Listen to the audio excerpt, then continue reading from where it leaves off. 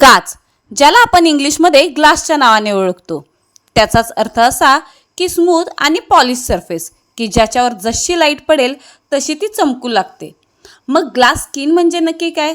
Glass skin ही अशी skin आहे ज्याच्यावर जशी लाईट पडेल तशी स्किन चमकू लागते आणि रिफ्लेक्ट होऊ लागते.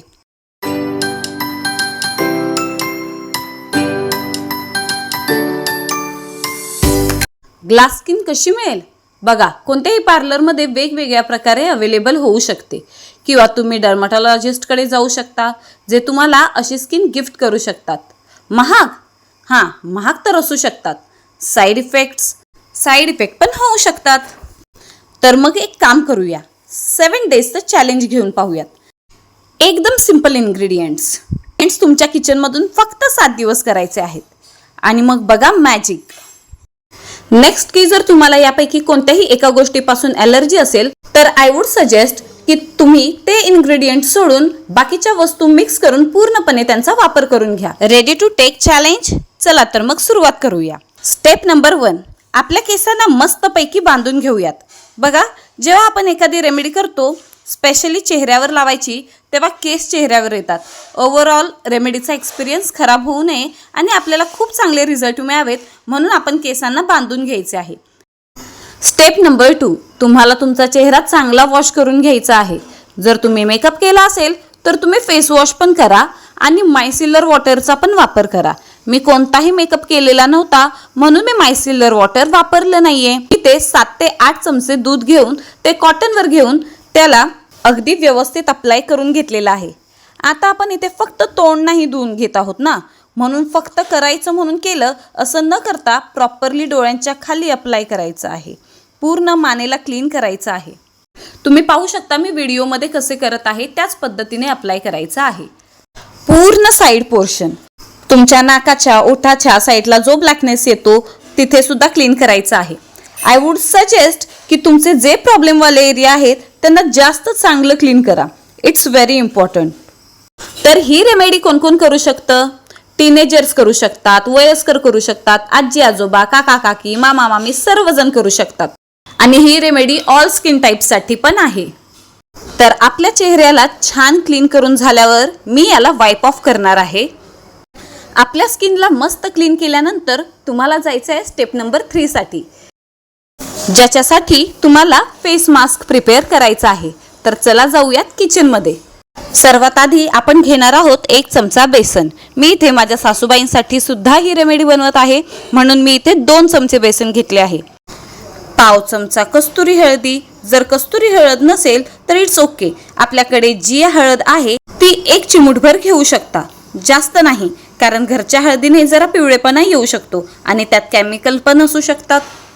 तिसरी तुम्हाला घ्यायचं आहे 1 चमचा दही आणि चौथं तुम्हाला घ्यायचं आहे अर्धा चमचा मध. 4ही इन्ग्रेडियंट्स असे आहेत की जे कमालचे रिझल्ट्स देतात इंडिव्हिज्युअली. हो, काही वापरू नका, फक्त या वस्तू एक घ्या आणि त्या अप्लाय करा, तरीही त्यांचे अमेझिंग रिझल्ट्स येतील. आता आपण हे छानपैकी मिक्स करून घेणार आहोत. बघू शकता बेसनमुळे किती रवा टेक्स्चर आलेला आहे त्याला, जे आपल्या स्किनसाठी गरजेचं आहे. आता तुम्ही याला कसे अप्लाय करणार? Please listen it very carefully. तुम्ही जर असे हातावर घ्याल, सर्क्युलर मोशनमध्ये आपल्या चेहऱ्याला लिटरली एक सेलला तुम्ही डिलिव्हर करत आहात आणि मसाज करत अगदी पातळ लेअर तुमच्या संपूर्ण चेहऱ्याला लावत आहात. जर समजा तुमच्या चेहऱ्यावर पिगमेंटेशन असेल तर त्या जागेवर थोडं जास्त कॉन्सन्ट्रेशन करणार आहोत, त्या ठिकाणी जास्त टाईम द्यायचा आहे. तुम्ही मस्त तुमच्या चेहऱ्यावर मस्त गळ्याला एक थिन लेअर लावाल, जेंटली मसाज कराल. नंतर दुसऱ्यांदा आणि मास्क घ्यायचा आहे, बरीच क्वांटिटी आहे आपल्याकडे, आणि एक थिक अशी लेअर आपल्या चेहऱ्यावर लावायची आहे. आपण इथे थिक पेस्ट अप्लाय केली आहे तर ती सुकायला जरा वेळ लागेल. तर तुम्हाला काय करायचं आहे, तुम्हाला ते अगदी खडखडीत सुकवायचं नाहीये की पूर्ण चेहरा आखडलेला असेल. नो, फक्त एवढं सुकवायचं आहे की तुमचा फेस जर तुम्हाला मूव्ह करायचा असेल तर तो तुम्ही मूव्ह करू शकाल.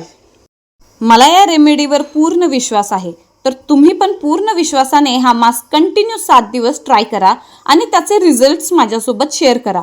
तर नेहमीप्रमाणे I hope you like this video. जर व्हिडिओ आवडत असेल तर लाईक करा. लास्ट व्हिडिओला लाईक करायचं विसरलेलात ना, यावेळी नका विसरू. नवीन असाल तर सबस्क्राईब करा आणि जर वाटत असेल की समबडी रिक्वायर दिस व्हिडिओ तर त्यांना लगेच शेअर करा. मी इथे एक मग पाणी आणले आहे. आता नॅपकिनने मस्त वाईप करायचं आहे. मस्त पूर्ण चेहऱ्याला वाईप ऑफ केल्यानंतर मॅजिक तर तुम्हाला दिसेलच की स्किन खूप जास्त सॉफ्ट अँड सप्पल झाली आहे. दही किती गजब प्रॉपर्टीज आहेत तुमच्या स्किनसाठी. हळद तर तुम्हाला सर्वांना माहीत आहे, अगदी पुरातन काळापासून वापरली जाते. बेसनपेक्षा भारी घरगुती क्लिन्झर असूच शकत नाही. मध मॉइश्चरायझिंग एजंट आहे. तर या चारही गोष्टी जेव्हा 7 दिवस सलग होतील तर इमॅजिन करा काय मॅजिक होईल. नॅपकिनने क्लीन केल्यानंतरही तुम्ही पाहाल की चेहऱ्यावर छोटे छोटे ग्रॅन्युअल्स राहिले आहेत. म्हणून याला मस्तपैकी वाईप ऑफ केल्यानंतरही फेस हलका वॉश करून घ्या, ज्याने ग्रॅन्युअल्स निघून जातील. फेस मस्त वॉश केल्यानंतर मॅजिक तर तुम्हाला दिसेलच. You are going to be really very happy. किती सॉफ्ट सपल शायनी तुमची त्वचा झाली असेल. मी हे म्हणत नाही की ज्यूटचे कापड कॉटनचं कापड बनेल, पण ज्यूटचे कापड फायनेस्ट ज्यूटचं कापड बनेल या रेमेडीने. आता तुम्हाला समजले असेल की तुमची स्किन एकदम वन ऑन इट्स काइंड होऊन जाईल. आपल्या टेक्स्चरचं one of its best version बनेल. जर तुम्हाला याचे बेस्ट रिझल्ट्स बघायचे असतील तर उन्हात नक्की जा. तुम्हाला कळून जाईल मी काय सांगत होते ती. तर भेटूया पुन्हाच अशाच व्हिडिओमध्ये. तोपर्यंत तुम्ही सबस्क्राईब करा ग्रो विथ अक्षताला. बाय.